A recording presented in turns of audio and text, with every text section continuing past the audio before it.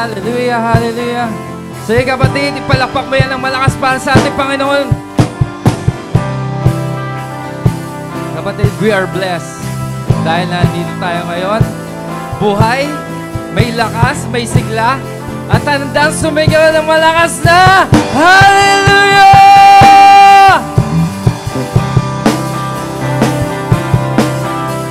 Sige kapatid, ipalakpak mo yan sa ating Panginoon.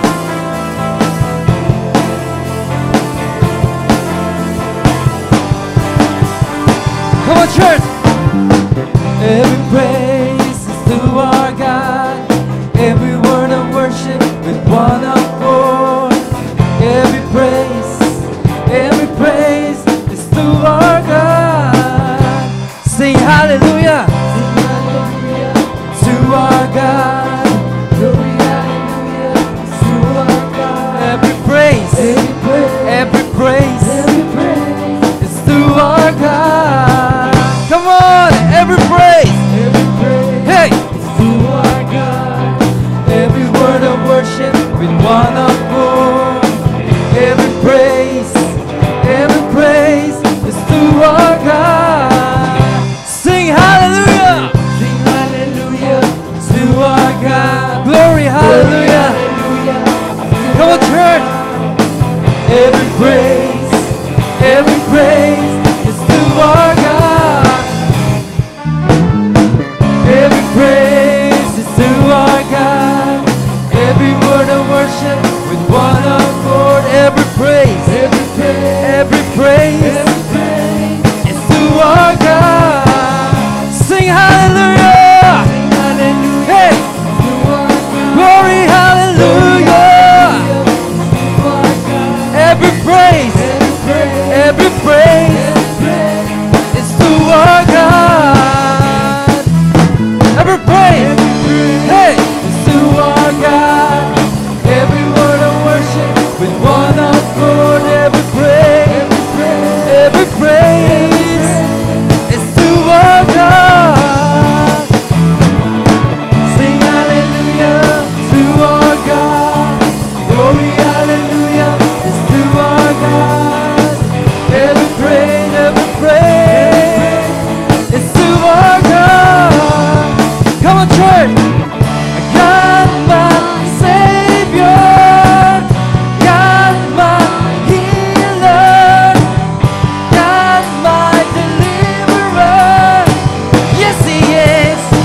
Yes, He is. Come on. God, my Savior. He's our Savior. Our healer. Yes, He is. Yes, He is. Come on. God, my Savior. God, my healer. God, my deliverer. Yes, He is. Yes, He is. Yes, He is. Yes, He is. Every praise.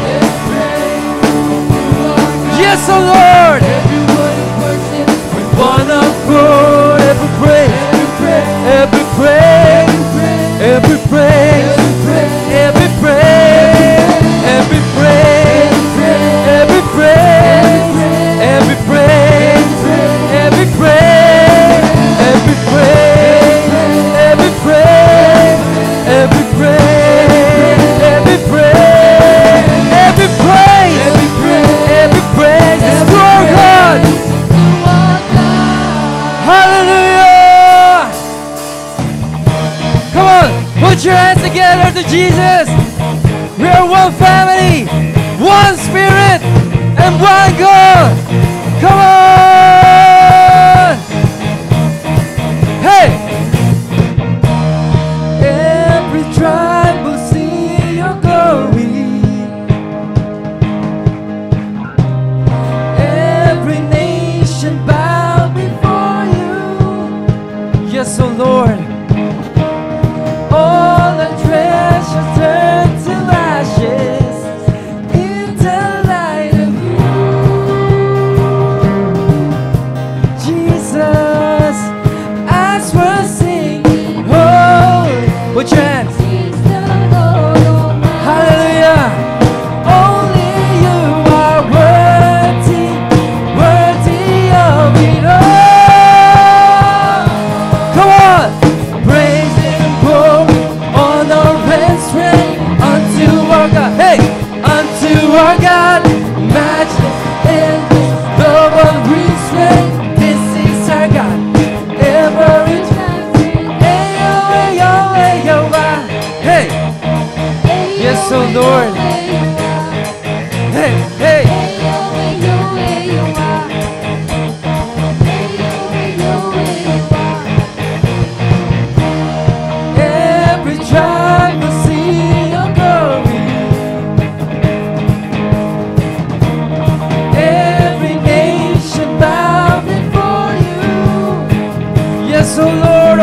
treasure, all the treasure turns to ashes in the light of you. Yes, Jesus, as we're singing, holy is the Lord Almighty. Only you are worthy, worthy of it all. Praise Lord, come on, unto our God, unto our God. Love of restraint, every time we praise Him, glory, honor, and strength. Unto our God, matchless, endless, love of restraint. This is our God, every tribe. Come on.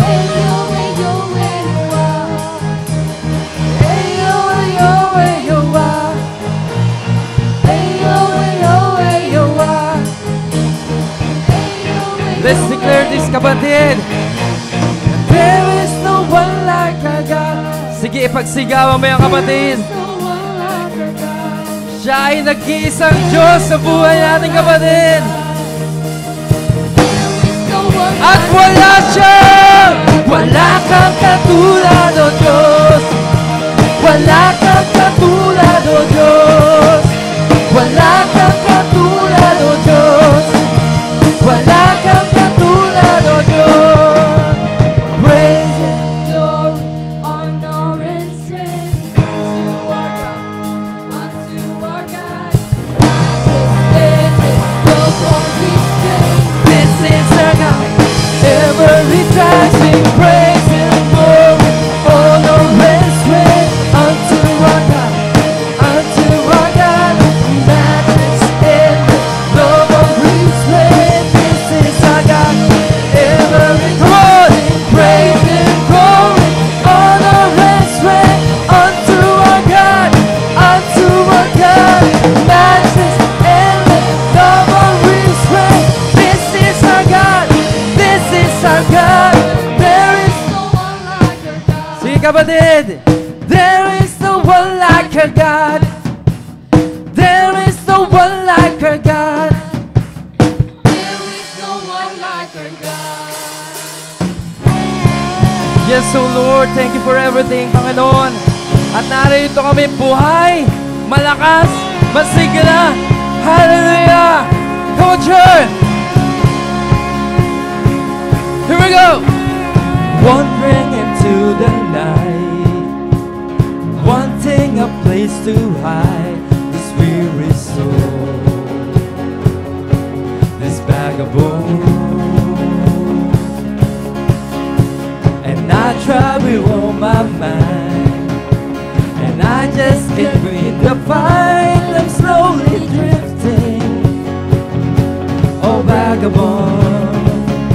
Come on, church. And just when I round off the road, I met a man I didn't know, and he told me that I was not alone. Come on! He picked me up, he turned me around, he placed my feet on the solid ground. I thank the Master, I thank the Savior, because He healed my heart, He changed my name, forever free, I'm not the same. I thank the Master, I thank the Savior, I thank God. Hey, hey!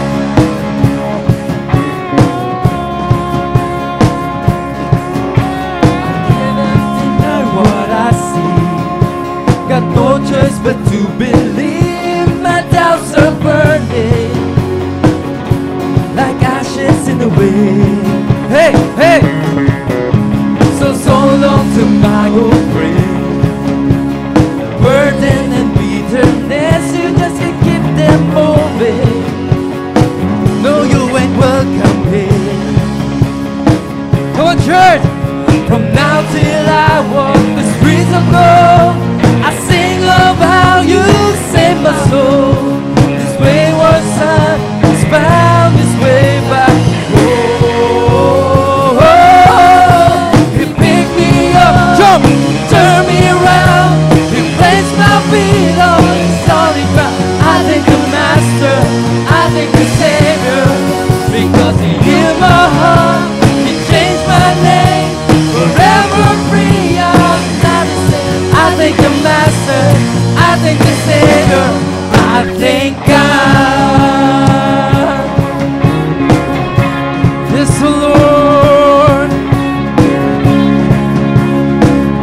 celebrate, kapatid. Hallelujah. Hell lost another one. I am free. I am free. I am free. Hell lost another one. I am free. I am free. I am free. Hell lost another one. I am free. I am free. I am free. I am free. Hell lost another one. I am free. I am. Come on. Hell lost another one. I am free. I am free. I am free. Hell lost another one. I am free. I am free. I am free. Hell lost another one. I am free. I am free. I am free. Hell lost another one. I am free. I am free. I am free. He picked me up. Yes, oh Lord. Thank you, Father God. I thank the Master. I thank the Savior. Come on. Give my heart. He changed my name. Forever free. I'm not the same. I thank the Master. I thank the Savior. I thank God. Think about it. We thank the Lord. Yes, oh God. We thank you, Father God, for saving us, oh Lord. Yes, Jesus. Hallelujah. Hallelujah. Yes, oh God. You're the same. Yes, Jesus. Yes, oh God. Kapatid, walang imposible sa ating Panginoon. Amen. Pati, kung ikaw ay may kinakaharap ngayon, finances,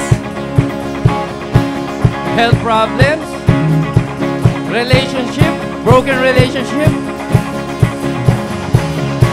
Kapatid, ang gusto ng Panginoon, eto ang gusto ng Panginoon. Get up, get up, get up, get up out of that grave. Get up, get up, get up, get up out of the grave. Get up, get up, get up, get up out of the grave. Get up, get up, get up, get up out of the grave. Come on. Get up, get up, get up, get up out of the grave.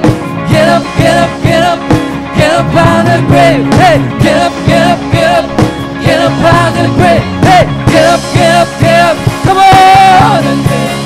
Get up, get up, get up, get up out of the grave.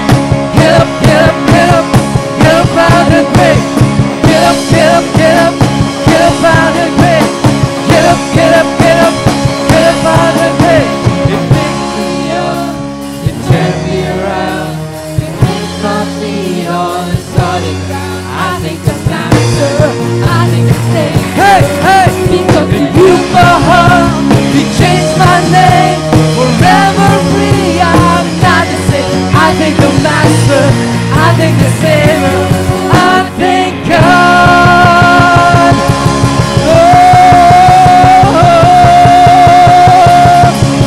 we thank you, Jesus. We thank you, Holy Spirit. We thank you, Father God.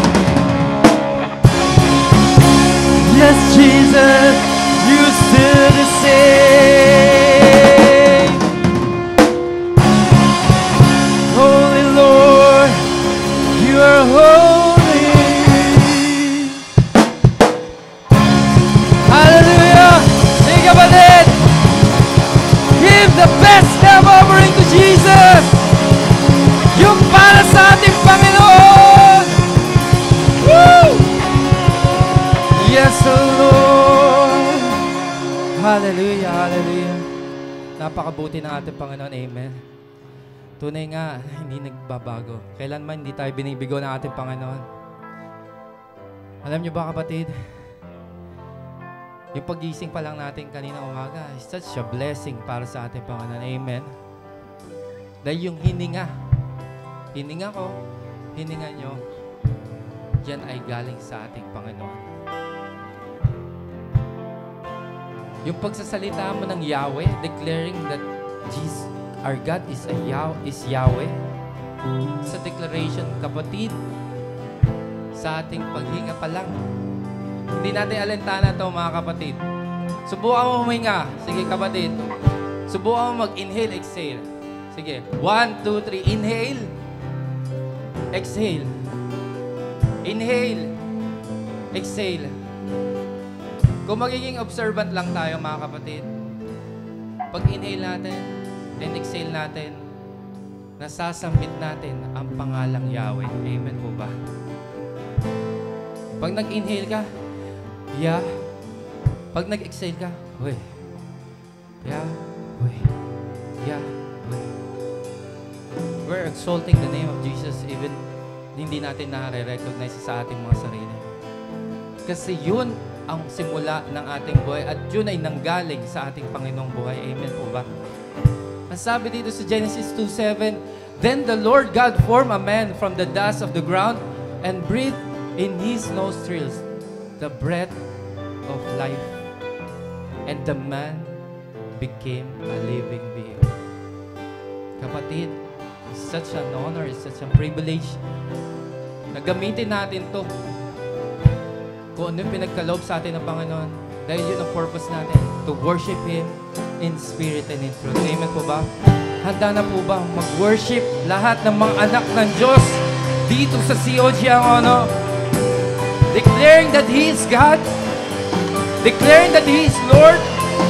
Declaring that He is the Alpha and Omega, the Creator of heaven and earth. Hallelujah. Yes, oh Jesus. Hallelujah. And as we sing this song, kapatid, pagbulay-bulayan natin.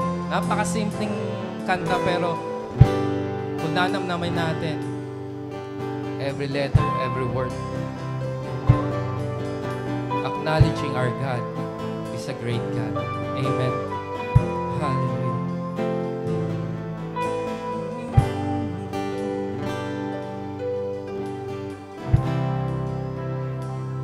This is the air I breathe. This is the air I breathe. Your holy presence living in me.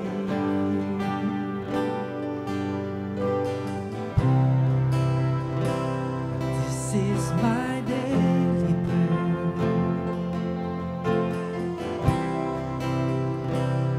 This is my daily bread. Your very word spoken to me, and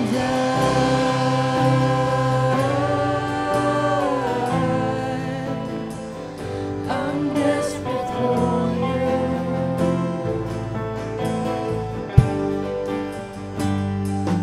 And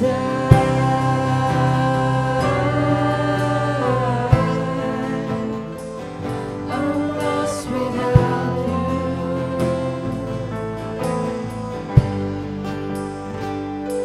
Let's sing it. This is the air I breathe. This is the air I breathe. Your holy presence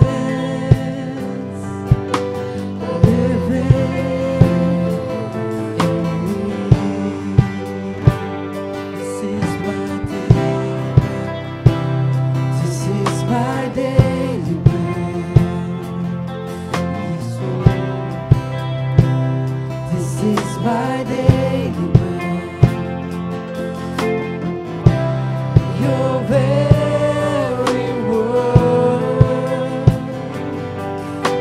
spoken to me, and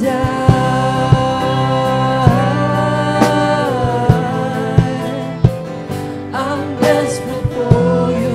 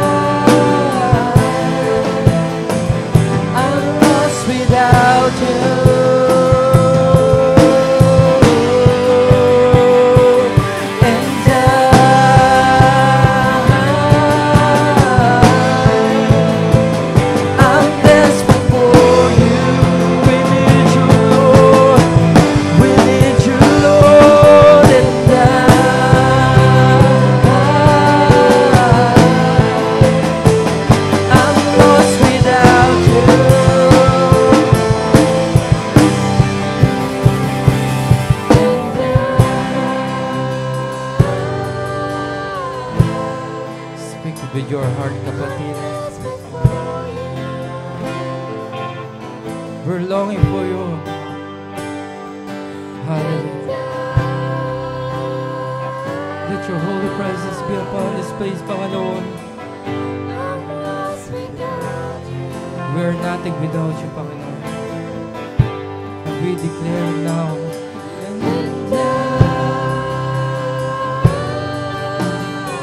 Lord, we need more of you, Panginoon. Yes, oh Lord.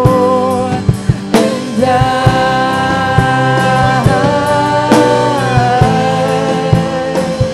I'm lost without you. Yes, and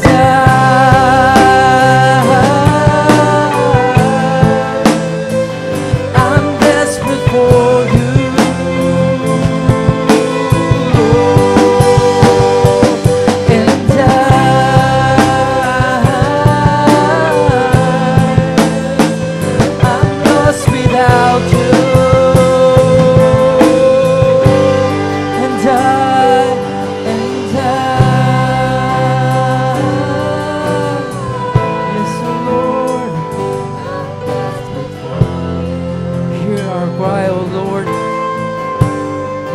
Children, oh God,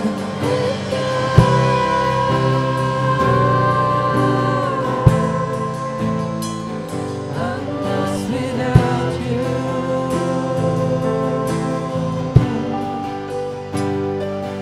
And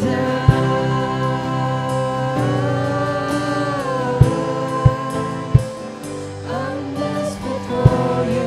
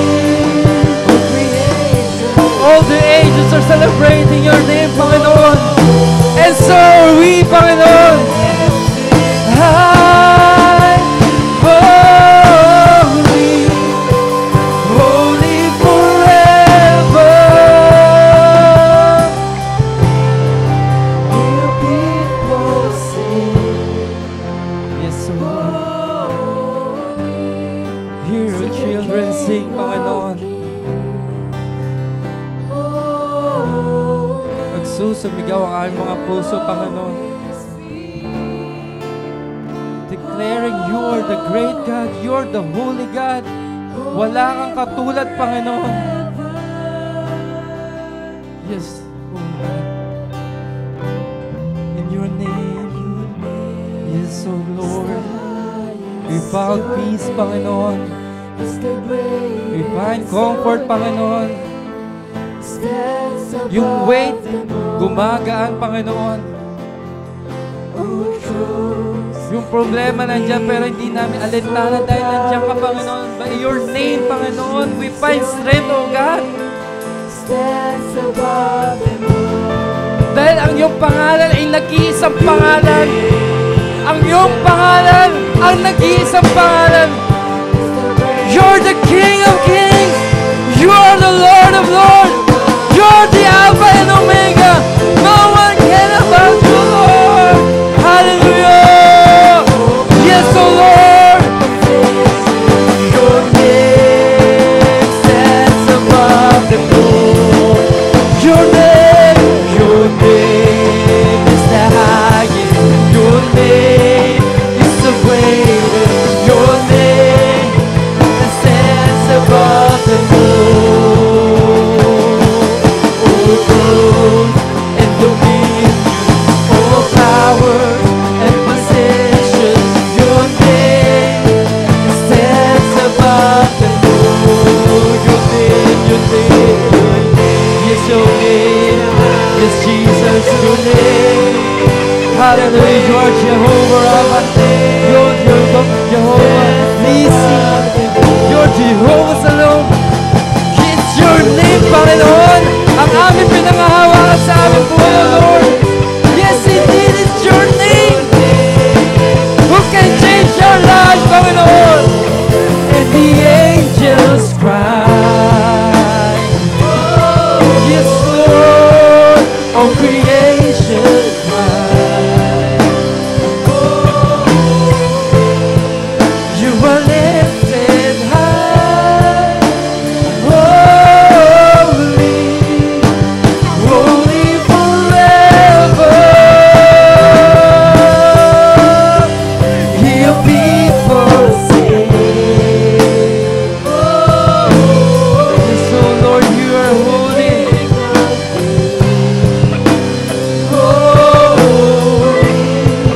You will always be holy, holy forever. The angels cry. Kapatid, pwede mo ba itaas yung mga kamay niya? Acknowledging He is the Holy One. Hallelujah. He is the sovereign one that deserves the highest praise, the highest honor, the highest adoration that we can give, kapatid. Acknowledging He is our everything, oh God. Hallelujah. Your people sing, holy to the King of Kings. Holy,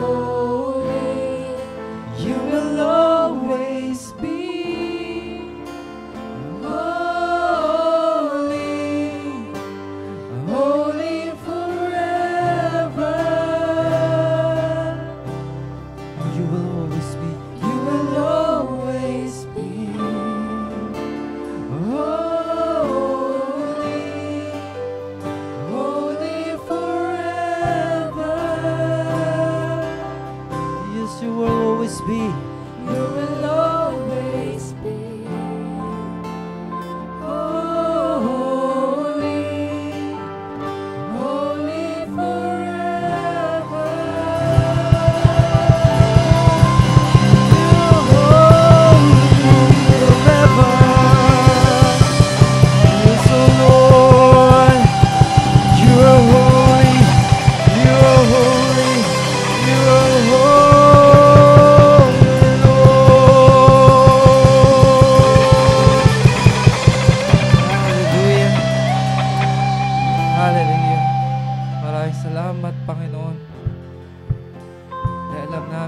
God, nandito ka sa aming kalagitnaan, Panginoon. Thank you for touching our hearts, O God, by offering you the worship. Panginoon, maraming salamat dahil hindi mo binigo ang bawat isa na nagpunta dito sa lugar na to. Hindi para dahil sa mga tao, hindi para dahil sa lugar, kundi para dakilain ang iyong pangalan na napakadakila sa lahat, Panginoon. Salamat, O God, sa privilege na binigay mo sa bawat isa sa amin na makapagpuri sa iyo, Panginoon. We acknowledge your goodness, your greatness, and your holiness in our life, Panginoon. Salamat sa lahat, O God. At kami narito sa aming pakikinig ng iyong salita, O God. Buksan mo muli ang aming mga puso. Turuan mo kami kung ano yung dapat namin matutunan sa araw na ito, O God. At dalangin namin, ito hindi lang marinig namin, Panginoon. Ito'y maisabuhay namin at makapagbago ng buhay namin. At makita ang iyong kadakilaan sa pagbabago namin para mabago ang mga mahal namin sa buhay na nakapaligid sa amin, Panginoon. Let your Spirit, Panginoon, be with us, O God, sa umaga na ito. Let your holy presence be upon this place, O God. And we pray, Panginoon, na patuloy mong gamitin, i-anoint ang iyong anak na gagamitin sa umagang ito, O God.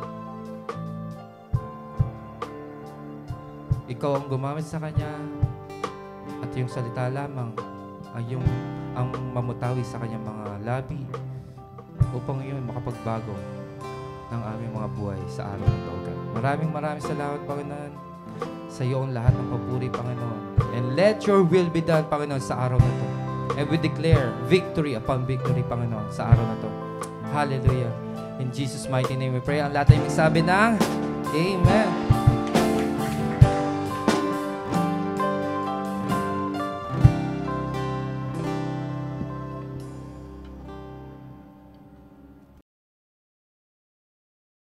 A blessed Sunday morning to everyone. Again, minsan pa bigyan natin ng malakas sa palakpak ang Diyos na buhay. Let us welcome the Holy Spirit in our midst. Come on, church. Lahat po ay pumalakpak!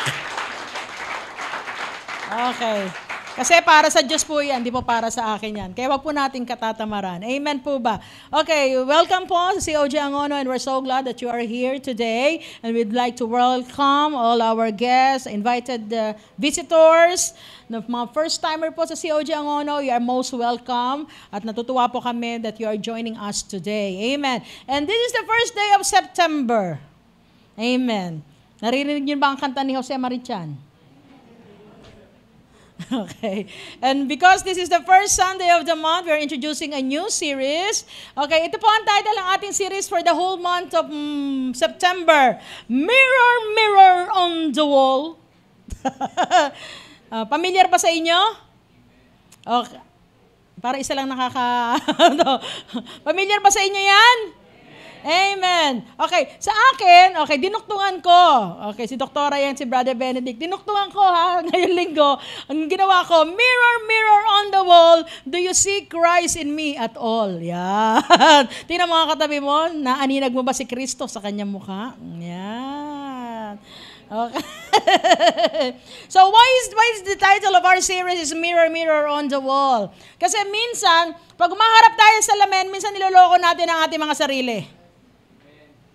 Amen po ba? Pag-harap ka sa salamin, naku, napakaganda mo talaga, mukha mo talaga si Marian Rivera. O isang paligo lang naman sa'yo ni Richard Gomez eh. Guwapings ka talaga, di ba? But the truth is, ganito ang nangyayari sa atin, di ba? Akala natin, pag tumitingin tayo sa salamin, okay pa tayo. But the truth is, hindi na pala. Now, please listen to this, mga kapatid.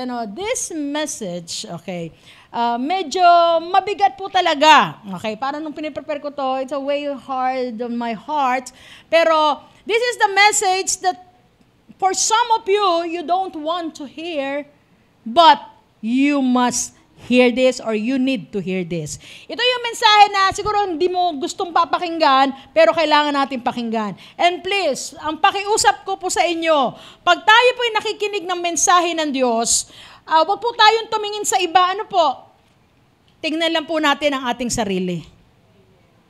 Para po tayo ay mag-grow, okay? Huwag tumingin sa iba, just look at ourselves, okay? Kaya nga ito yung mirror on the wall eh. Kailangan tingnan mo muna ang sarili mo bago mo tingnan ang iba.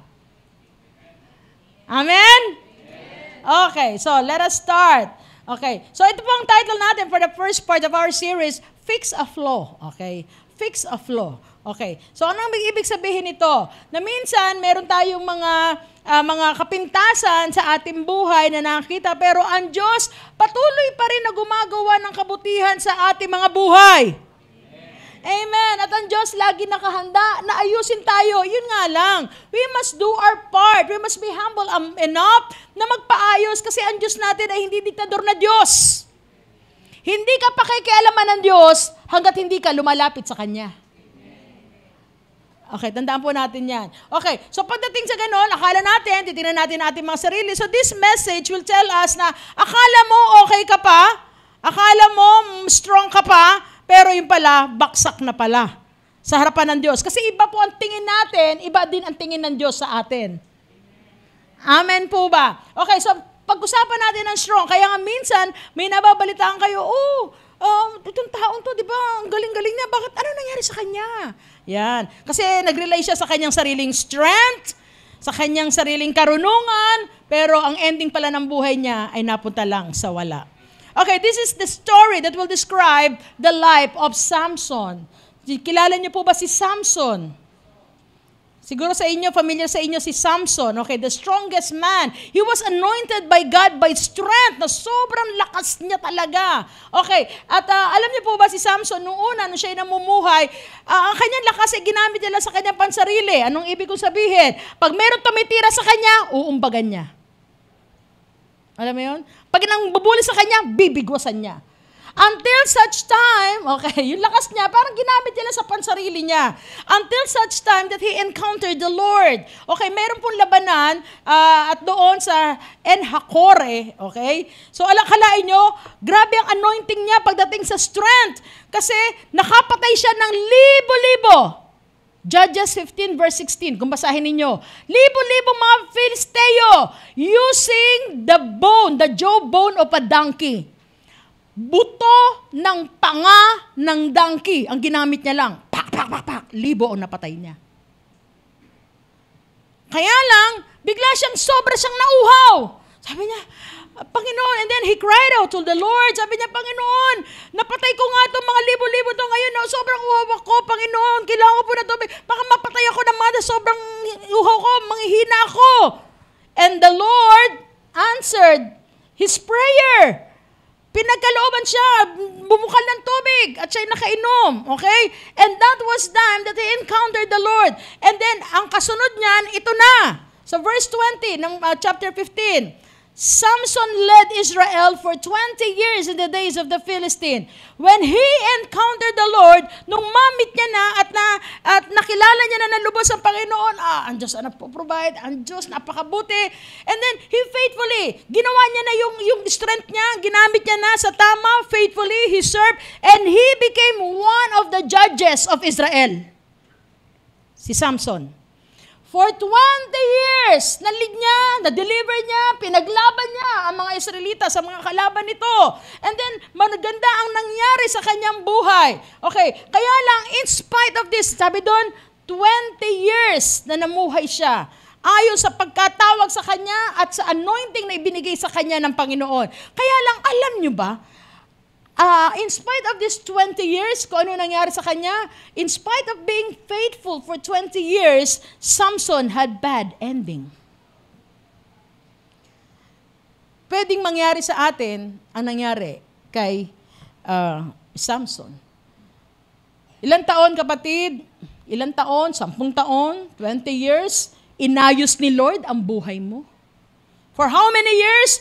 Inayos ng Lord ang pamilya mo? Pinalago ang negosyo mo, 'di ba? Binigyan ka ng magandang trabaho, lahat na nasusupply sa inyo. And then, in just one decision, sa isang pagkakamali, natapon ang lahat. And that what happened to Samson. Kasi may ginawa siya. Alam mo kung bakit nagkaroon siya ng bad ending? Because of his dark secrets. Okay.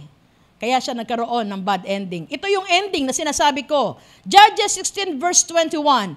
Then the Philistines seized him, gouged out his eyes, and took him down to Gaza. Binding him with bronze shackles, they set him to grinding grain in the prison. Tagalogin natin, di ko rin maintindihan. Sabi dito, sa verse 21, binihag siya ng mga Filisteo. Okay, tinagalog ko para maintindihan natin kung ano naging ending, sinasabi kong bad ending. Binihag siya ng mga Filisteo at dinukit ang kanyang mga mata. Siya ay dinala nila sa Gaza, tinalian ng tanikalang tanso at pinagtrabaho sa isang gilingan sa loob ng bilangguan. For 20 years, nirespeto, ginagalang siya, takot sa kanya ang mga tao, that even ang kanyang mga kaaway, takot na takot sa kanya. And then, one day, ito nangyari sa kanya. He is now a laughing stock ng kanyang mga kaaway. Pinagtatawanan siya dahil sa kanyang bad ending. And this, ang prayer ko, Lord, wag mangyari sa akin to.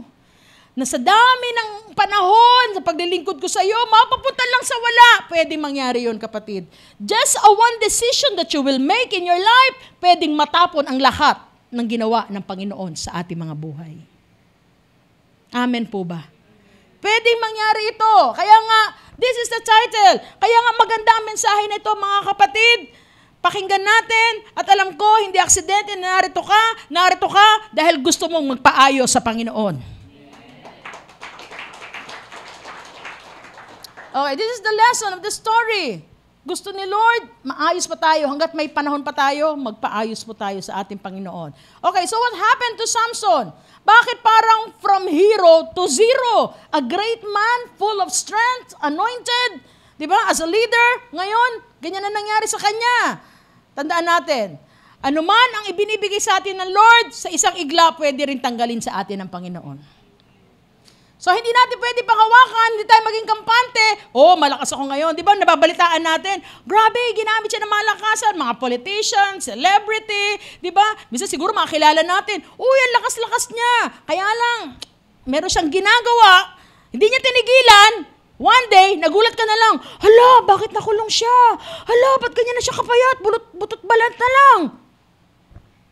Nagugulat ka na lang. Tingnan mo katabi mo. Gulat ka, ang ganda niya, di ba? At naway manatili ang kanyang kagandahan. Yeah. Hanggang siya tumanda. Okay, ngayon, tandaan po natin that this message, ito po ang message na ito patungkol dito sa 1 Corinthians 10:12. So if you think you are standing firm, be careful that you don't fall. Ito rin na magtuturo sa atin na huwag natin uhusgahan ng ibang tao. Nasasabi mo sarili mo, basta ako, malakas ako, matatag ako, strong ako, blessed ako, nasa tapak ko ngayon. Okay na okay ako. Huwag kang magsasabi ng ganyan. Kaya nga, you just look at the mirror. Tingnan mo muna matbuti ang sarili mo. Akala mo, malakas ka, pero sa harapan ng Panginoon, baksa ka na. Naalala niyo sinabi ng Panginoon sa Laodicean Church, you think that you are so rich, akala mo ang yaman mo, pero hindi mo alam, wala na wasak na ang buhay mo. Ganon tinignan ang Laodicean Church. Okay, bakit? Umasa sila sa sariling lakas, sa sariling karunungan, at hindi na umaasa sa ating Panginoon. Amen? Nakisimula pa lang, nakasimangot na kayo sa akin. Simula pa lang to, 2 oras to eh. Nakahanda ba kayo ng 2 oras? Okay, pag-aralan natin to. How Samson ended up this way. Na dinukot ang mata niya, nabulag siya, di ba? Ginawa siyang alipin sa loob ng kulungan, pambihira. Okay, tandaan po natin to. It's not what we do in public that will ruin us. Hindi yung sinasabi ng tao at kung ano ang alam ng tao tungkol sa atin ang sumisira sa atin. Ang sumisira sa atin, yung ginagawa natin na tayo lang ang nakakaalam. Hindi ministry ang sumisira sa iyo. Akala mo, ayoko na mag-minister, ayoko na maging worker, kasi ganito na ang buhay ko. Naman, nagkasira-sira, pamilya ko, napabayaan ko, negosyo napabayaan. No. Because serving God is a privilege. Kaya never ang ministry ang sisira sa buhay mo. Never. Maling kaisipan yan. Ang katotohanan, yung ginagawa natin ng lihim, na walang nakakakita, na tayo lang gumagawa, iyan ang sumisira sa atin. Amen po ba? It's not what we do in public that will ruin us. Hindi yun yung sinasabi ng tao, hindi yung ginagawa mo, yung pakita mo. Diba? Sa ibang tao, na ganyan ka, hindi yan. Marami sinasabi sa yung tao, hindi yan makasira sa iyo. Yung ginagawa mo. Akala mo, hindi ka bumaksak dahil nahuli ka. Matagal ka ng baksak, kaya in-expose ka na ng Panginoon. Tandaan po natin to. Today's secret sin will be tomorrow's public scandal.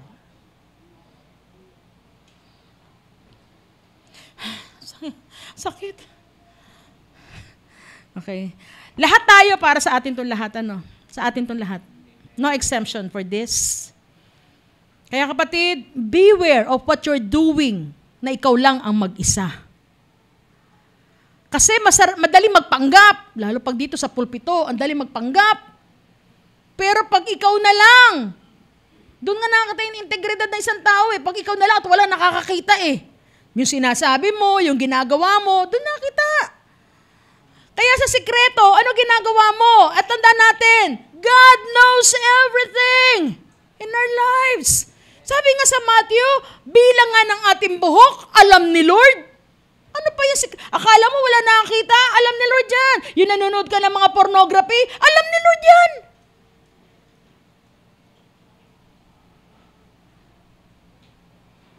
Alam mo na alam ng Diyos ang lahat. Okay? Ngayon, ano nangyari kay Samson? Why he ended up this way? Basahin natin, Judges 16 verse 1. One day, Samson went to Gaza where he saw a prostitute. He went in to spend the night with her. Okay. Isang araw, nagpunta si Samson sa Gaza. And you know what is Gaza? Ang Gaza po ay enemy's headquarter. Ito ang lugar na pinagpaplanuhan ng mga Pilisteo kung paano nila sasakupin ang mga Israelita. Pero hindi pumunta si Samson doon para sila'y kalabanin, para sila ay i-conquer. Nagpunta si Samson doon sa lugar ng mga kalaban for the pleasure.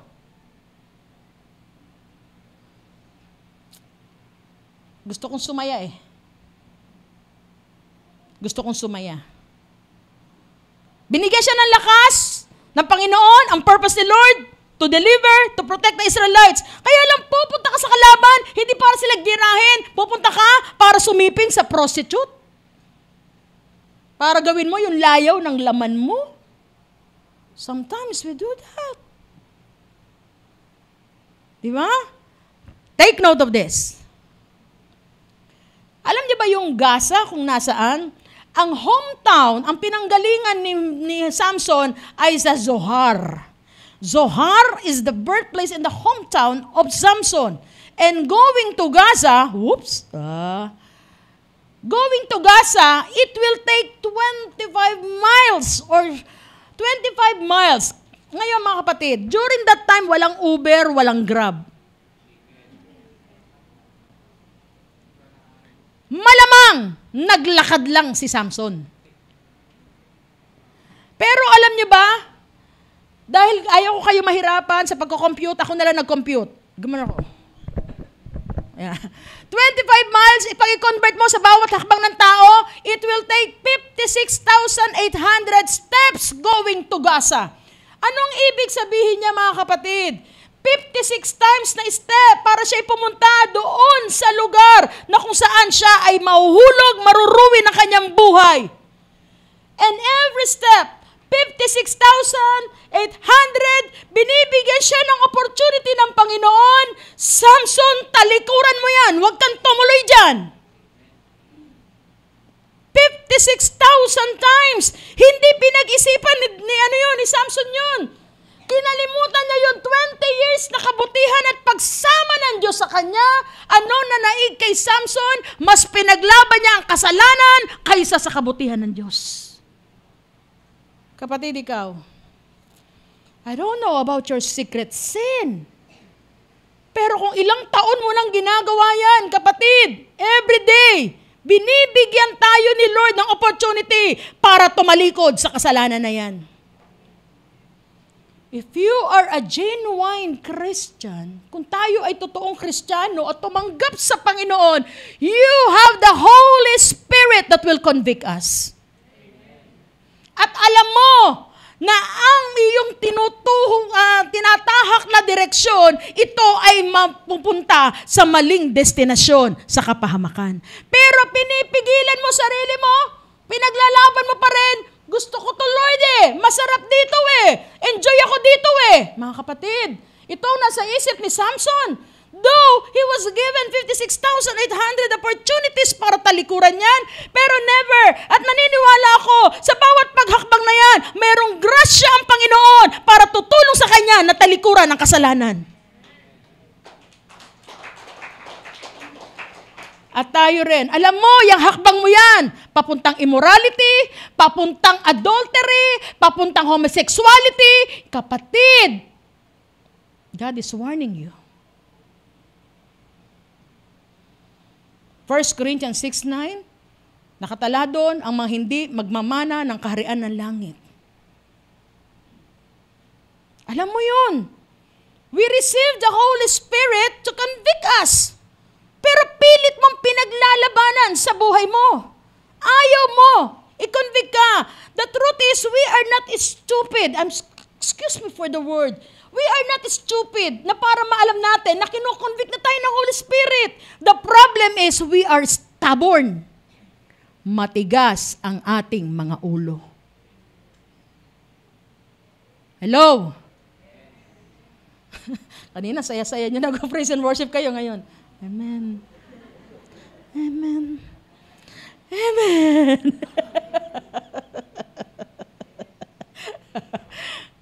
Sabi ko sa inyo, this is a solemn warning from the Lord. Kaya kung gusto mo magpaayos, may the Lord give us a humble heart and a repenting heart. Amen. Sige, palakpakan natin ang Panginoon. Ngayon, itong problema, bakit nagpatuloy si Samson sa paggawa ng ganyan? Ito kasi ang misa ng assumption niya Tingnan nyo So verse 2, the people of Gaza were told, Samson is here. Nalaman ng mga kalaban nila, huy, narito si Samson. Yung leader ng mga Israelita na malakas, na sakit sa ulo natin. Nagplano sila, sige, abangan natin sila sa city gates, di ba? Bukas sa madaling araw, pumesto na tayo para mahuli natin siya. Kaya lang, okay, ito ang nangyari sa verse 3. But Samson lay there only until the middle of the night. Akala ng mga taga-Gaza, ng mga Filisteo, hanggang umaga siya. Siguro mapapahagod yun. Madaling araw na yun. Lalabas. Kaya lang, si Samson, biglang alas 12 na ng gabi. Ano ba yun? Sabi niya, alis na ako. Nung pag-alis niya, siguro nakakita niya yung mga nabamatay sa kanya. Binabantayan niyo ako, Kinuha niya yung poste ng city gates. And sabi ng mga theologians, it weighed 700 pounds. Wow! Sabi ni Samson, ano? Kala niyo, Ginawa, pinakita niya. Umakit pa siya sa Hebron. Bakit nagpatuloy sa pagkakasala si Samson? Kahit gumagawa siya ng secret sin, malakas pa rin naman ako Wala namang consequences Wala naman nangyayari sa akin Tama po ba? Binebless pa rin naman ako Kahit ganito kami, binebless pa rin kami. Kahit sumusubay ako sa Panginoon, binebless pa rin ako. Okay lang. Tandaan natin to You are most vulnerable if you feel invincible. Ang ibig sabihin po nun, kaya tayo nakakapagpatuloy kasi lagi nating isip Lord, pag nagkamali naman ako, di ba Lord, patatawarin mo naman ako, di ba Lord, mahal mo ko. Di ba Lord, you are so forgiving, you are so gracious. Di ba Lord? Tama po ba? Pag ganyan lagi natin sinasabi na, patatawarin naman ako ng Panginoon, mga kapatid, tandaan po natin to, yes, God is so forgiving, God is so loving, but God is a just God. Makatarungan ng Diyos. Lalo na pag nakikita niya na makakasira sa iyo yan at makakasira sa mga tao sa paligid mo, tiyak, i-expose ka na ng Panginoon. Huwag natin sabihin niya na, mahal naman ako. Si Samson, gano'n na naisip niya, kaya nagpatuloy siya. Okay lang naman eh. So, ano nangyari sa kanya? How Samson ended up? Because he tried to play. He tried to play with, he tried to play with sin. Susubukan ko lang. Di ba? Subukan ko lang sagutin tong unbeliever na ito. Kasi, pag hindi ko siya sinagot, wala naman liligaw sa akin. Di ba? Kailangan ko, sige, papainumin ko sila. Di ba? Ako bibili ng mga ganito. Ako na lang magpapainom sa kanila kasi pag ako nagpapainom sa kanila, nirerespeto nila ako. Ang taas ang tingin nila sa akin eh. O, di ba? You're trying to play with sin. Ikaw gumagawa niyan. Pero alam ng Diyos lahat yan, mga kapatid. Alam niya, Lord, yan. Kung paano ka nakikipaglaro. At ganyan si Samson. He tried to play with sin. So ano pa nangyari sa kanya? Okay, ngayon, sa mga lingkod naman ng Diyos, okay, ganito ang nangyayari, mga kapatid. But sometimes, okay, Monday to Saturday, gagawa ka ng mga kalokohan mo, sikreto, and then pupunta ka sa practice without repenting your sins, pupunta ka, tutugtog ka, kakanta ka, magpipreach, okay? And then pag Sunday, nakita mo, wow! Very eminent, kitang-kita mo kung paano gumalaw ang Panginoon, kumikilos ang Panginoon, ang mga tao sobrang blessed. Ikaw magkakaroon ka ng assumption sa sarili mo, okay naman pala, kahit gumawa ako ng kalokohan kasi talagang gumikilos pa rin ng Panginoon eh. Wow, di ba? So ang gagawin mo, magpapatuloy ka sa sin mo. Pero tandaan po natin ito, maling kaisipan na hindi kumikilos ang Diyos. Hindi komot nabe-bless ka, ibig sabihin dahil sa'yo yan. Okay, mga kapatid, tandaan natin to. Maraming mga lingkod ng Diyos, mga manggagawa ng Diyos, ang ginagawang taguan para sa secret sin is their anointing. Kasi akala nila na, kahit gumawa ko ito, nakita mo naman, gumagawa. Pag ako naglilid ng worship, ang mga tao, umiiyak pa. Diba? At kahit kami, mga preacher, pag kami aasa na, wow, talaga ang mga tao nabe-bless sa preaching. Kaya minsan, akala mo, yung anointing mo ang gumagawa na to. Pero tandaan po natin, maling kaisipan nyo na isipin mo na dahil sa'yo lahat ang success at blessing. The success and blessings are not because of you, but because of the grace of God. Amen. At minsan, ang tinitingnan ng Diyos, hindi ikaw na tumatayo dito. Minsan, ang tinitingnan ng Diyos, yung mga tao pumupunta dito sa church na sobrang nag-e-expect sa Panginoon, nakakatagpuin siya ng Diyos. Kaya huwag ka mag-a-assume na gumagawa ka ng kasalanan tapos sinasamahan ka pa rin ng Diyos. Hindi ikaw yun. At kung nakakatayo ka man na gumagawa ang Panginoon, it is only by the grace of God. Biyaya ng Diyos yun sa'yo. Amen po ba? Just the same with our personal. Kung binibless ka ng Panginoon, hindi dahil matalino ka, hindi dahil malakas ka, grasya pa rin yan ng Diyos sa'yo. Sige, palakpakan natin ang Panginoon. It's all by the grace of God. Kaya nga, huwag tayo mananangan. Takala natin. So, ibig sabihin ito mga kapatid, lalo na po sa mga naglilingkod sa Panginoon, it is wrong to believe that the more anointed a person is, the lesser sin he will commit. Meron kasi tayong kaisipan, very anointed siya. Siguro hindi na siya nagkakasala. Galing na ng niya. Diba? Kasi tandaan po natin ito, anointing is not the antidote for sinning. Kasi minsan, may mga churches po, meron po silang tinatawag na anointing Sunday, anointing Wednesday. Tapos sasabihin nila, huy, kapatid, punta ka doon sa pa-anoint ka doon para mabawasan niya kasalanan mo. Di ba? Dadali lahat, yung mga sinasapian ng mga demonyo, dadali, anointing, di ba?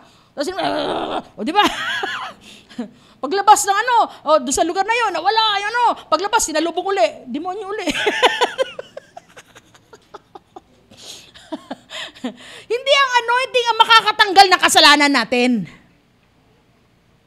Do you believe in that? Okay, pag-aralan natin itong mabuti. Kasi po, kung sa anointing lang ang pag-usapan, kaya nga minsan, yung kaisipan na maraming Kristiyano na, ito, anointed to, akala mo, hindi ka na nagkakasala. Kaya syempre, iniisip natin yung anointed na tao na yon, amen? Nakala niya na, kaya minsan, dahil malakas sa ginagamit ng Panginoon, hindi na natin siya naka-question sa kanyang doktrina, hindi na natin siya naka-question sa kanyang karakter, hindi na natin siya naka-question. Ngayon, bigyan ko kayo ng example. Kaya minsan, pag ganyan ang isip natin, na anointed siya, hindi na siya nagkakasala, there's always a tendency na magkasala pa rin yan. Amen po ba? Naniniwala po ba kayo dyan? Di ba, may tendency pa rin yan na magkasala pa yan. Kaya lang isip natin, kaya nga yung kaisipan na yan na, anointed yan, hindi na nagkakasala. Doon nagkakaroon ng abuse sa authority. Kasi pag nalaman ng mga tao na very anointed yan, natatakot ka ng questionin na, tama ba tinuturo niyan? Tama ba doktrina niyan? Tama ba yung karakter niyan? Maayos ba yung nabubuhay? Kasi nga, nakita mo lang, you're only interested sa anointing, sa giftings niya. For example, yung very recently lang, yung doon sa Davao. Di ba? Ang pangalan niya, ang title niya, The Anointed Son of God. Tama po ba? Pangalan niya yun, sarili niya. Binigay niya ng title, I am the anointed son of God, sabi niya. Tapos tanungin mo yung mga community of believers na meron siya, yung mga tumusunod sa kanya, followers niya. Bakit kinaniwala sa kanya? Very anointed siya. Nung sinabi niyang, umulan ka, umulan. Nung sinabi niyang, tumigil ang traffic sa EDSA, tumigil. Tapos yung meron nag-joke sa kanya na, sabi niya, tapos sinagot niya, gusto mo, pasarado ko yung network niyo Nagsara! Kilala niyo kung sino yon. Pero ngayon, pinaghahanap ng mga Tama, naintindihan niyo po ba sinasabi ko? Pag ganun ang kaisipan mo, nagkakaroon ng spiritual abuse in authority. Kasi mga tao, very anointed yan. Siguro lahat ng sinasabi niya, tama. Lahat ng ginagawa niya, iniisip niya, tama. Pero hindi po lahat. Ngayon, tandaan po natin ito. Pakiusap ko po sa inyo. Kasi the more na anointed na isang tao, the more na tinatarget siya ng kaaway para siya ay sirain. That's why we ask you, all the members of COG Angono, kasi si Apostol Pablo, sa kabila ng kanyang pagiging anointed at malakas ang ginamit ng Panginoon, every time napupunta siya sa mga church, Colossians, Thessalonians, ang lagi niya sinasabi, please pray for me. And I'm asking you right now, mga kapatid, the more na nakita mo ang kapatid na ginagamit ng malakasan, na nagiging anointed siya, please, ipanalangin niyo po kami. Ipanalangin niyo po kami. Sige po, palakpakan natin ang Panginoon. Meron pong katulad, si Samson. Si Samson, bumaksak siya, wala siyang magandang ending, pero he barely overcome. Nakaano naman siya, kahit paano nakabangon siya. Diba nung huli, nanalangin siya sa Panginoon, binigyan siya ng pagkakataon. Meron siyang katulad, sino yon? Si King David. King David was the anointed king of Israel. At until now, he was hailed as the greatest king na naging hari, pinakamahusay na hari ng Israel. Ano nangyari? Anointed si David. Pagdating sa music, pambihira, ang galing. Anointed siya pag tumutugtog siya ng alpa. Pag kinalaban niya sa labanan, napakahusay niya, ang dami niya natatalo. Pero one day, nahulog siya sa kasalanan. Ano yon? During springtime, yung panahon na yon, dapat lahat ng pati hari nasa digmaan. Pero David decided to stay at home. Mga kapatid, magandang revelasyon. Ang pagbaksak natin ay wala sa lugar. Sabi na ibang mga Kristiyano, may mga Kristiyano nagsasabi, ayoko nang pumunta sa church. Ayoko na makipag-fellowship sa kanila. Dito na lang ako sa bahay. Ganon din naman. Tingnan ninyo. Kung si Samson humakbang ng 56,800, Si David, sa bahay lang siya. Pero lumakpak pa rin siya. Nung nasa balkonahe siya, na dapat gagawin niya ang tungkulin niya, ang calling niya, bilang hari at tagapagtanggol ng Israel, na natili siya sa bahay, nakita niya ang babaeng mahilig maligo, si Bathsheba. Nung makita niya ang puti, hindi lang siya nag-commit ng adultery, naging murderer pa siya, pinapatay niya si Urias na asawa ni Bathsheba. Kaya wala sa lugar yun. Kung babaksak ka, babaksak ka. Hindi yan sa public, hindi yan sa sinasabi ng tao, ginagawa mo. Sarili mo yan. Kung ikaw, kung ano nasa puso mo, dinidesire mo, doon ka babaksak. Kahit natin mo siya, nasa loob ng bahay niya, downfall. Hindi na mo na minsan kailangan mapumunta kung saan-saan para lang mag-downfall ka, maruwin ang buhay mo, masira ang buhay mo. Minsan sa loob lang ng bahay pwede rin sirain ng demonyo yung buhay mo Lalo ngayon, may mga internet, social media, araw-araw nanonood ka ng pornography, sira na buhay mo dun. Wala kang ginawa. Kundi, kesa pumunta ka ng gathering, ML ka ng ML, sinisira mo buhay mo. Alam mo na kung anong destination na yan. And then you will expect, I will be successful. Tapos, pag may nangyari consequences, Lord, bakit kami nagkakaganto? Ba't hirap na hirap kami? Gusto mo sampalin ka ng Diyos? Sino pong handa magpasampal sa Diyos? Tataka ka pa, mga pinagagawa mo. Kaya wag tayong titingin sa iba kung ba't ka bumabaksak. Minsan, ang nagko-contribute niyan, sabi ko sa inyo, sarili natin, yung secret sin na meron tayo, na ikaw lang ang nakakaalam kung anong ginagawa mo. Friends pa rin pa ba tayo? A-attend pa rin kay COG ang Ngayon, bakit si David? Si Samson, gano'n naging ending. Dinukot ng mata, di ba? Naging alipin. Pero si David, though, meron siyang nang ginawang kasalanan, nahulog, pero fully recovered siya. Ang maganda kay David, he was humble enough to face the consequences. Dahil sa kanyang kasalanan, namatay ang kanyang anak. Si Absalom nagkudeta sa kanya, nagrevolt. Ang kanyang isang anak, ginahasa, doon pa sa bubungan. Kaya nga, kung ano yung ginagawa mong secret, sabi ng Panginoon, ginawa mo ng sikreto yung kay Bathsheba, pagsiping mo, ano ang kapalit? Yung anak niya, ginahasa, nandun sa bubungan, maraming tao ang nakakita.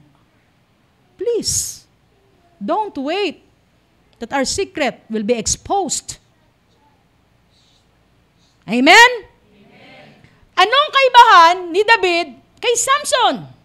Si King David kasi, kaya siya naka-fully recovered, meron siyang Nathan. Yan. Kaya sabi sa inyo, the more na nagiging anointed na isang tao, kailangan lalakas din ang support system niya. Kay Samson, wala man lang nagsabi na, "Uy, Samson, saan ka pupunta? Uy, Samson, kumusta ka na?"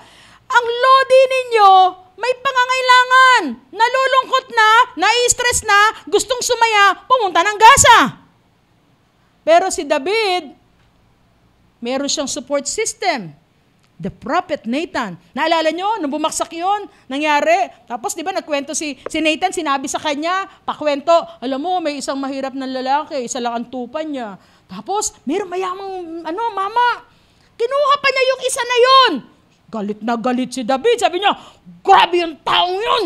Kailangan sa kanya ay mamatay. Sabi ni Nathan, ikaw yun.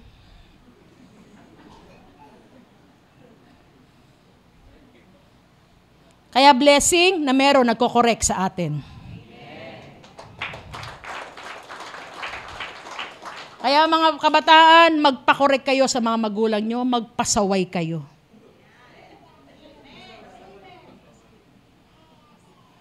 Kasi kung walang magsasaway sa inyo, you will ended up like Samson. Mawawalang kabuluhan lahat. Yung pagpasok nyo, magigising kayo na madaling araw, alas 5 para pumasok. Tapos, badatilan na pala ng at the end pala, home ikananay pala.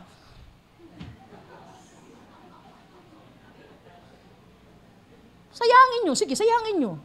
Pagsasampalin ko kayo. Nagalit,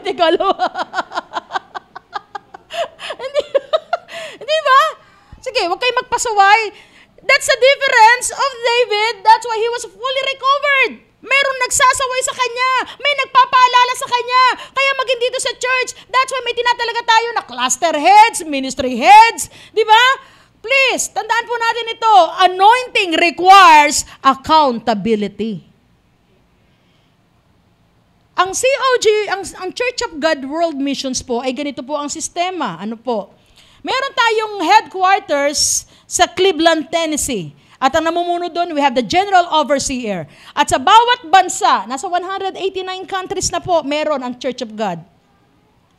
Bawat bansa, meron niyang national overseer, meron niyang regional overseer, may district overseer, and then the local pastors. Kaya kung kaming mga pastor ay may ginagawang kung ano-ano kababalaghan, pwede kayong pumunta sa district overseer to report us. Maganda yun, merong accountability. So kami, magiging aware kami sa ginagawa namin. Pero, kaya nga, sa amin lang po ni pastor. Kaya kami nagpa-affiliate at nagpasakop sa COG. Kasi maganda yung sistema, at least may magko-correct. Unlike, halimbawa, pag walang pinasasakupan ng isang church, local church, basta ang pastor lang, ang daming ginagawang kababalaghan ng pastor. Kanino kayo magsusumbong? Alam mo magsumbong ka, pastor, gano'n mo, bakit ako naman dito? Bakit? Kung ayaw mo lang pala takaran ko, lumabas ka! O, di ba? Tapos ikaw naman lumabas. Ay, sige, tayo na lang ang magtayo ng church. Di ba? Sila, Amen Church. Tayo, Hallelujah Church. Di ba? Kaya alam mo, dumami yung mga churches eh. Hindi nila naisip, anointing requires accountability. Para pag may mali, at ganun din sa atin mga kapatid. We have leaders here so that you will be accountable. May nangungumusta sa inyo, may nagpa-follow up sa inyo. So, pag naman kayo kinumusta, wag nyo naman i-unseen. Minsan di pa tinitignan. Sumagot lang naman kayo ng, hello po, okay lang po kami, salamat po. Hindi, lumipas ang 1 linggo, 2 linggo, 1 buwan. Kumusta ka na kapatid? Di ba? Tapos bigla na nawala, nasaan ka na kapatid? Tapos biglang lilutang, Pastora, ay, salamat. Amen po ba? Naintindihan po ba ninyo? So, anointing requires accountability. Okay, so tingnan pa natin. Bakit nagpatuloy si Samson at nag-end up siya ng ganon? He was enticed by sin. Hindi lang natapos siya sa prostitute. May nakilala pa siyang babae sa Zorek. Kilala niyo siya. Verse 4, sometime later, he fell in love with a woman in the valley of Zorek, whose name was Delilah. Tapos ito naman si Delilah, okay, sa verse 5, and the lords of the Philistines, sumakata niya, oy, si Delilah. Sabi niya, nabihag niya na. Sabi niya, sabi niya, Delilah, pwede ba? Bibigyan ka namin ng reward. Ano reward niya? 1,100 pieces of silver. Diskubrihin mo kung saan nanggagaling yung lakas ni Samson. Anong gagawin mo? Entice him. Yan. Sabihin niyan, magpakit ka sa kanya. Hello, Samson. Everyday, Samson. Sabi niya, tanungin mo. So everyday, ginagawa ni Samson niya na, di ba mahal mo ako? Ano secret mo? Tapos sabi ni Samson, kumuha ka ng 3 sariwang yantok. Itali mo sa akin. Tapos mawawala lakas ko. Tapos ginawa ni Samson, ginawa niya yon. Tapos yung tinali niya, biglang sumigaw si Delilah, ayan ang mga Pilisteo! Pak! Natanggal. Tapos sabi ni Delilah, di mo ako love. Joke mo ako. Bakit ka nakawala? Tapos sabi niya, sige. Sige. Kumuha ka ng sariwang lubid. Yun ang itali mo sa akin. Mawawala yung lakas ko. Ginawa na naman ni Delilah. Tapos ginawa niya, bigla na naman, andiyan na Pilisteo! Pak! Natanggal na naman. Sabi ko na nga, hindi mo talaga ako love eh. Yung lakas-lakas mo na naman eh. Tapos sabi niya, hindi na kita mamasahihin. Sabi niya, sige, ito na lang. Kumuha ka ng tirintas mo yung buhok ko. Tapos lagyan mo ng tulos, okay, ng clip. Yan, manghihina ako. Tapos ginawa na naman niya. Ayan na, Pilisteo! Lakas pa rin naman ni Samson. Sabi niya, alam for sure ni Samson na siya ay niloloko lang ni Delilah. Amen po ba? Para makatatlong beses, ibig sabihin, pinaglilin lang ako nito eh. Kaya lang, bumigay pa rin siya. Kasi, bakit? Masarap eh. Pleasure eh. Nag-e-enjoy siya. Diba? Ito minsan ang masakit. Hindi lang siya nakipaglaro sa kasalanan, hindi lang siya naengganyo, gumawa ng kasalanan. Okay, ito pa ang pinaka masakit na ginawa ni Samson. For the third time, he believed that it's better to hurt God than Delilah. Mas pinili ni Samson na saktan ang Diyos kaysa sa kanyang Delilah. Pinagbuhusan niya ng panahon si Delilah. Binigyan niya ng lahat ng gusto ni Delilah, lahat ng luho niya, para lang masiyahan siya. Mas pinili niya na pasayahin ang tao kaysa sa Diyos. Siguro sasabihin niya, kailangan ko sumama sa inuman eh, kasi pag hindi ako sumama, magkagalit ang boss ko, baka tanggalin ako sa trabaho eh. Kailangan sagutin ko na ito, naliligaw sa akin, kahit mukhang sanggano. Kasi baka wala naman ligaw sa akin eh. Amen po ba? So, pinipili natin eh. That Delilah, alam natin yung Delilah na. Sa iba, akala nila yung Delilah na yan, ito yung aking Isaac. Hindi yan. Kasi yung Isaac, yung kay Abraham na, yung Isaac, yan, sacrifice yan kay Lord. Ang Delilah, sinusurrender yan. Ibig sabihin, if you choose Delilah, you are hurting the God that loves you the most. Mas pinili ni Samson na pasayahin si Delilah, na niloloko siya, samantalang ang Diyos na nag-ingat sa kanya sa bawat labanan, nagbigay sa kanya ng katagumpayan sa bawat labanan, yung Diyos na nagbigay ng lakas sa kanya, nag-anoint sa kanya, nag-bless sa kanya, kinalimutan niya. And sometimes, ganyan ang ginagawa natin. Para lang sa ating sariling kasiyahan. Kinakalimutan natin ang Diyos na kahit anong sitwasyon mo, kahit anong kalalagayan mo, minahal ka niya ng tapat at kahit kailan, hindi ka niya iiwanan.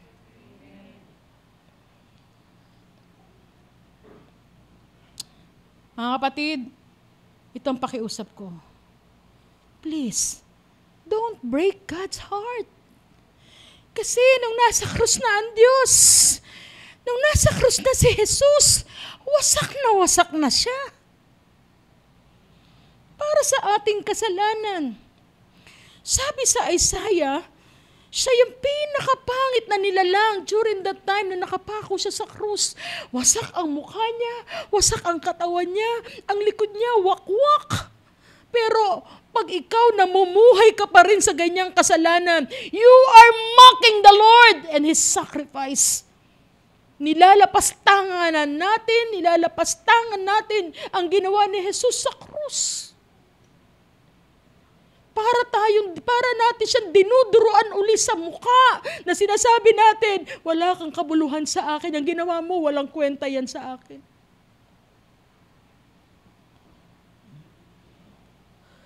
God is really offended of what we are doing. Kapatid, alam mo kung ano ginagawa mo sa secret. And if you are a true Christian, may conviction sa iyo si Lord eh.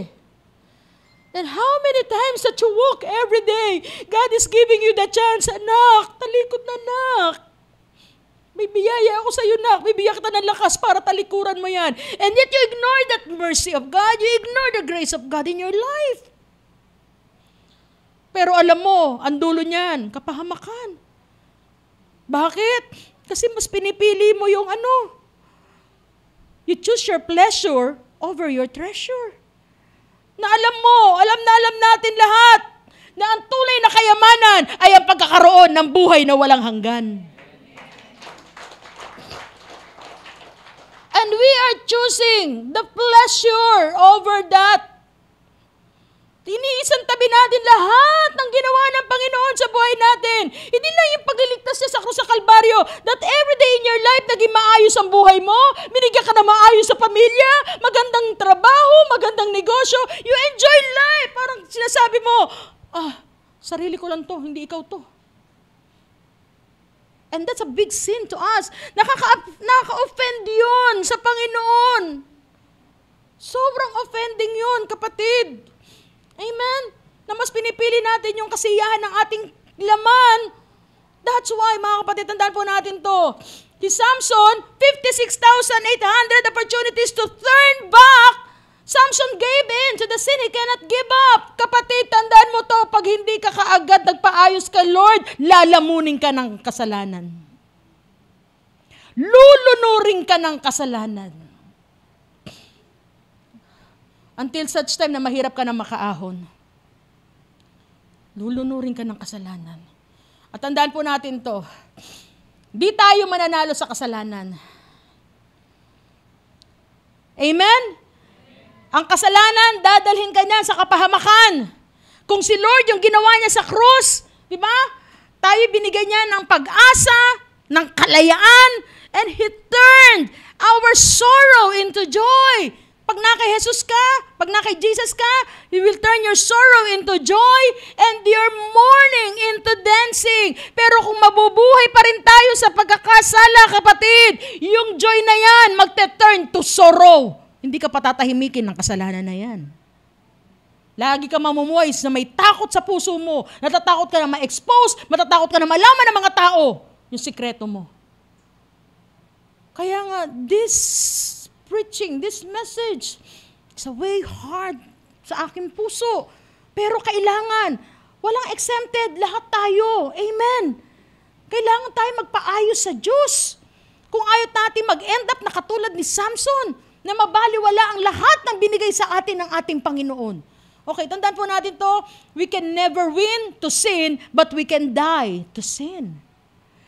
Logic na lang, mga kapatid, kung kaya natin manalo sa kasalanan, sana hindi na namatay si Jesus sa krus ng Kalbaryo.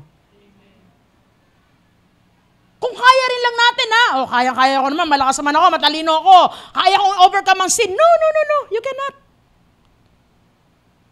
Kasi kung kaya natin, bakit pa magpakakatawang tao ang Panginoon at mamatay sa krus? Kaya nyo naman pala eh. Kaya lang hindi natin kaya yun. We cannot overcome sin. Mahina tayo. Amen. And we need a God na talagang as holy sacrifice. Kasi nga sabi doon sa Hebrews 9:22, mapapatawad lang ating kasalanan dahil sa pagbubo ng banal na dugo. At isa lang ang banal na sinilang dito sa mundo, walang iba kundi ang ating Panginoong Hesukristo. Your wealth, your success, your fame, hindi mo kayang pambayad yan para sa kasalanan. Banal na dugo ng Panginoong Hesus lang ang pambayad para tayo ay patawarin sa lahat ng ating kasalanan. At ang magagawa natin, kung di tayo mananalo sa sin, we must die to sin. That's why we need to be born again. Kasi yung dati natin, ito yung puno ng kasalanan. We are living in flesh. Na namumuhay tayo ay sa takbo na sanlibutan. Yung kaisipan natin, kaisipan lagi na sanlibutan. Kung saan ang masarap, doon ako. Ayoko dyan sa maging born again. Ang daming ginagawa, paiyak-iyak pa, para mga baliw. Tatalon, sisigaw, mamaya, iyak-iyak na. Ganyan din nakaisipan ko dati.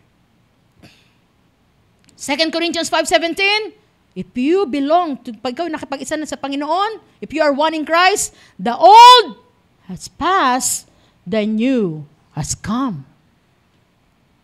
Kailangan mamatay tayo. Kung paano namatay si Kristo sa krus ng Kalbaryo, ganun din tayo. Kailangan mamatay tayo sa ating sarili. And we cannot do it alone unless samahan tayo ng ating Panginoon.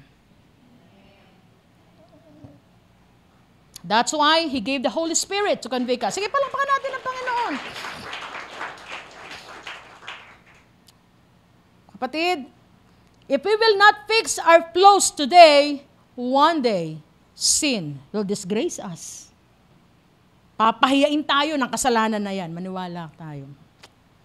Kung hindi man tayo dito mapahiya, dito sa mundo, pagharap natin sa Panginoon. Di ba sabi doon sa Matthew 7:21, hindi lahat ng tumatawag ng Panginoon ay makapasok sa aking kaharian, kundi gumagawa ng kalooban ng aking Ama. Pagharap mo, akala mo, confident ka na, hoy, harap ako, alam ko, tatanggapin ako ni Lord sa langit. Pagharap mo, sino ka? Hindi kita nakakita, hindi kita kilala. Ikaw gumagawa ng kalapastanganan, umalis ka sa harapan ko. Masakit yun. You are expecting that every Sunday that you are here, you are working here in the church, you are serving, worker ka ng church, you are so confident, akala pagharap mo sa Panginoon, okay ka na? Yun pala, pag sabi ni Lord, sino ka? Hindi kita kilala. Dahil ang kilala lang Panginoon, yung kumikilala sa Kanya at tinanggap siya bilang Panginoon at sariling tagapagligtas. Hallelujah. Sin will disgrace us. Amen po ba? Ngayon, ito pa isang masakit na nangyari. So anong ending ni Samson? Pinahintulutan niya, pinanalo niya ang kasalanan over sa kanyang buhay, mas dininig niya, mas binigay niya ng yung pleasure niya. Si Delilah, mas plinis niya, mas binigay niya ng halaga, yung kasiyahan ng kanyang katawan, ng kanyang kalayawan.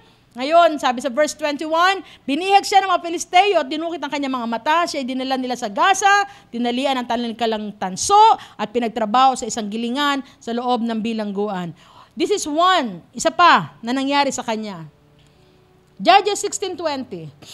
Then she called Samson, the Philistines are upon you. He awoke from his sleep and thought, I'll go out as before and shake myself free. But he did not know that the Lord had left him. Ang isang bagay na kinatatakot ko sa buhay ko, mga kapatid, ay mabuhay ako dito sa mundo na hindi na ako sinasamahan ng Diyos. Kasi kung ganun lang ang buhay ko, para na lang ako nasa impyerno. Kaya nga, ang impyerno, hindi siya naging hell dahil sa mainit na apoy. Naging hell siya dahil wala ang presence ni Lord. At kung ikaw, iiwanan ka na ng Lord, ang nakakalungkot, hindi alam ni Samson, akala niya malakas pa siya. Pero wala na pala lakas kasi iniwanan na siya ng Diyos. Kapatid, how can you live in this world without God in your life? Sa araw-araw na ginawa ng Diyos, ang dami nating battles, pagsubok, ang daming tukso. Kung hindi tayo sasamahan ni Lord, hindi tayo magtatagumpay at hindi tayo makapamuhay na maayos dito sa mundo. Ang dalangin ko na huwag mangyari sa atin yan. Na dumating ang time na pag nakikinig ka ng preaching, parang wala lang. Pag nagbabasa ka ng Bible, wala nang dating sa iyo. Pag nag-aawitan, yung katabi mo, puspos na puspos, ikaw nakaganong ka na lang. Parang wala lang. Hindi mo na nararamdaman ang presence ni Lord sa buhay mo. Ang pinaka-nakakaawang tao dito sa mundo ay ang mga tao na buhay na wala ang Diyos sa kanila. Amen po ba? Kaya ako po mga kapatid, sa sarili ko, Lord, I'm praying. Kaya ngay Lord, kung may nakita ka, may nagagawa ako, Lord, patawarin mo po ako. I don't want to end my life for the ministry na meron ako. Halos 3 dekada na po ako naglilingkod sa Panginoon and just in just one decision, one sin, pwedeng maitapon lahat yun, pwedeng mawala lahat yun. Kasi ito po yung kinakatakutan ko eh. The more afraid of your, be more afraid, na mas natatakot ako sa eternal consequences than earthly consequences. Kasi dito habang lumalakad ka para sumunod sa Panginoon, may mga tao magagalit sa iyo, may misinterpret ka. Minsan, akala nila, pinapakialaw mo sila, pero gusto mo lang sa kanilang buhay, maging maayos sila, magawa yung kalooban ng Diyos sa buhay nila. Pero minsan, mamasamain ka pa. Sabi ko, Lord, I can accept all those hurts and pains, Panginoon. Kung para sa kanila, ganun ako sa kanila. Tatanggapin ko lahat ng consequences na, Lord, na hindi ako gagawa ng kung anumang bagay, hindi ako sasama, hindi ako mag-hold up, hindi ako magkukuha ano ang gagawin ko, hindi ako magbibilad ng katawan ko dahil wala ako ibibilad. Hindi ba? Para lang kumita ng malaki. Magtitiis ako sa gutom. Ang mahalaga, Panginoon, nagagawa ko kalooban mo sa buhay ko. Kapatid, huwag tayong matakot. Kung ano sasabihin ng tao sa iyo dahil sa pagsunod mo sa Panginoon. Huwag kang matakot kung anong sitwasyon na haharapin mo, kung anong pagsubok na harapin mo, dahil gusto mo lang parangalan ang Diyos sa buhay mo. Huwag kang matakot. Ang katakutan mo, pag humarap ka na sa Panginoon. Dahil doon, pag nasumpong ang kanyang maraming kasalanan, there's no chance. Agad, hatol ka na. Pero ngayon, habang buhay pa tayo, binibigyan pa tayo ng pagkakataon. That's why this is the title of our ang ating preaching ngayon. Fix a flow. Habang buhay pa tayo, magpaayos na tayo. Kaya nga ako kapatid, alam niyo, sa kalalagayan ko, sa sitwasyon ko ngayon, sabi ko, Lord, handa na ako mamatay kung kukunin mo ako anytime now. No, natatakot ako. Kasi alam ko, hindi pa talaga ako, alam ko, marami pa akong dapat gawin sa Panginoon. Dahil alam ko naman, ano man mangyari sa akin, I'm very sure, mapupunta ako sa langit.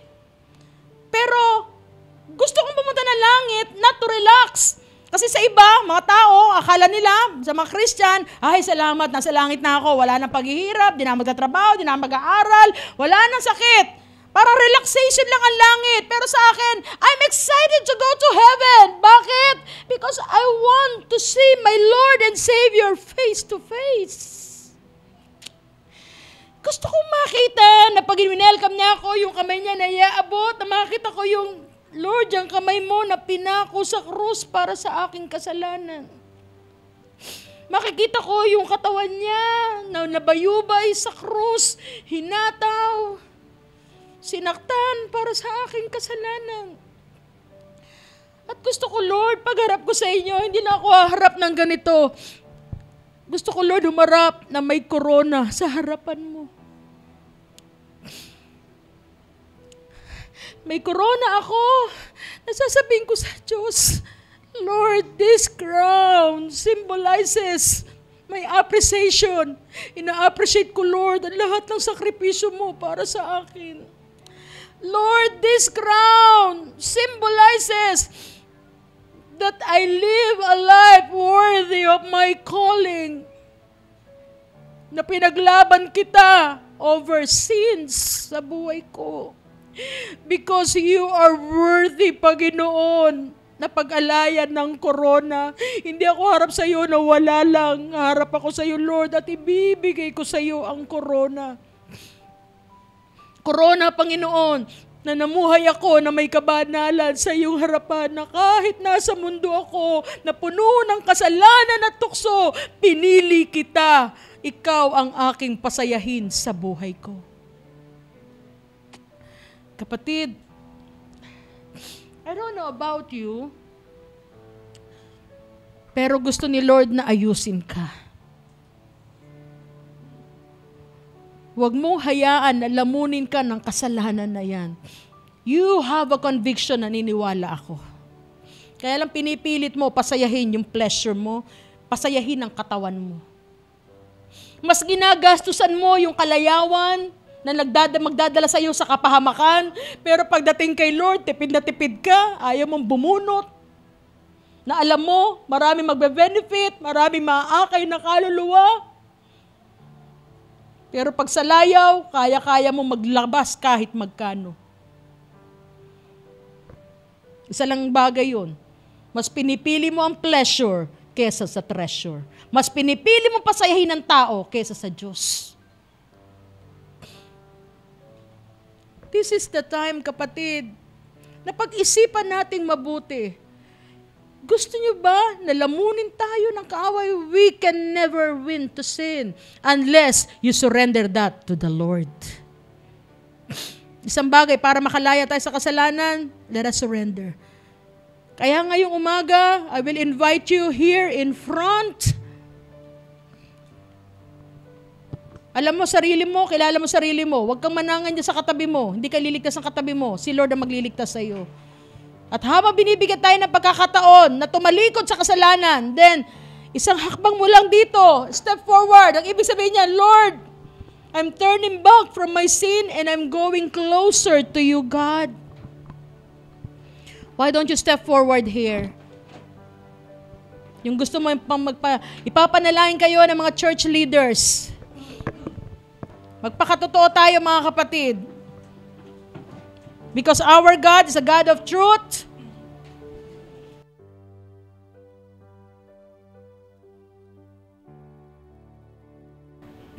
Sige po, bubuksan ng harapan. Everybody is welcome to come and we will pray for you. Come on, as we sing this song. As we sing this song, come on church. Let us take this opportunity na isurrender natin kay Lord ang lahat sa ating mga buhay.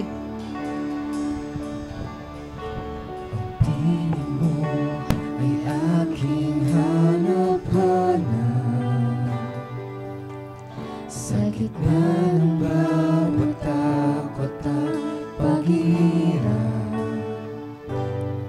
sa kabila ng aking pagkukulang, katapatan mo, O Diyos, tanging laan. Sa puso at damdamin, ika'y mananatili, walang hanggan ang alay mo pag-ibig. Natagpuan ang iyong pag-ibig na dakila,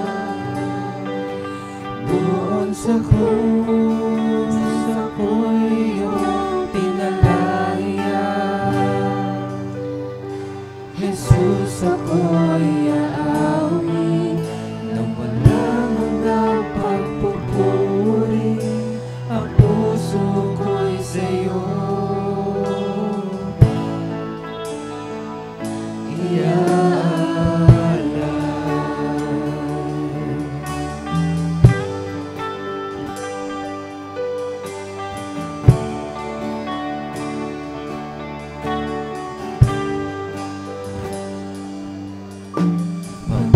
Panginoon, ikaw ang kaagapan.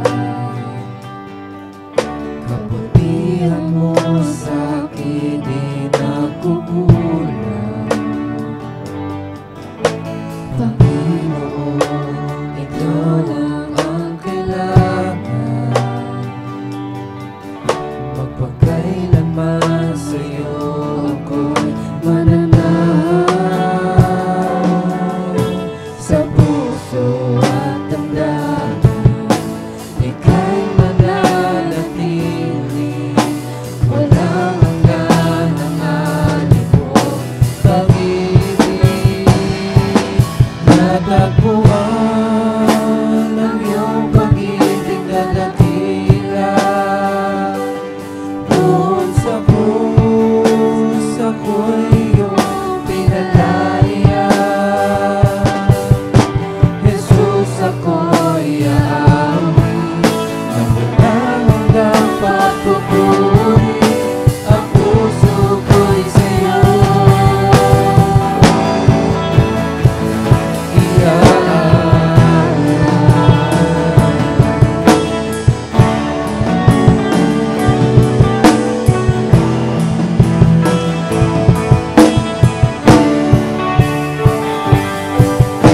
hangad ko lang ay mamalagi sa presensya mo. Natagpuan ako'y binago ng pag-ibig mo. Hangad ko lang ay mamalagi sa presensya mo. Luwalhatiin ang pangalan mo. Hangad ko lang ay mamalagi sa presensya mo. Natagpuan ako'y binago ng pag-ibig mo. Hangad ko lang ay mamalagi sa presensya mo. Luwalhatiin ang pangalan mo. Natagpuan ang iyong pag-ibig na dakila, doon sa krus ako'y iyong pinalaya. Jesus, ako'y aamin